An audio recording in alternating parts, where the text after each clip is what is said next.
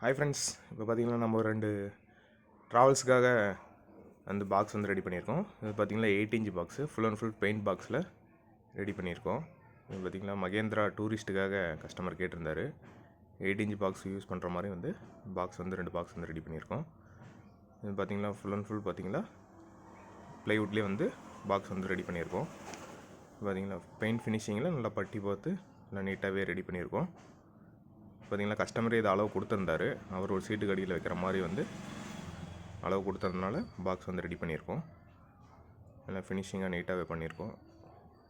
இதில் பார்த்திங்கன்னா டியூட்டர் பார்த்திங்களா, ஜிப்பு டியூட்டர் பெரிய மேக்னெட் டியூட்டர் போடுற மாதிரி கஸ்டமர் கேட்டிருந்தார்.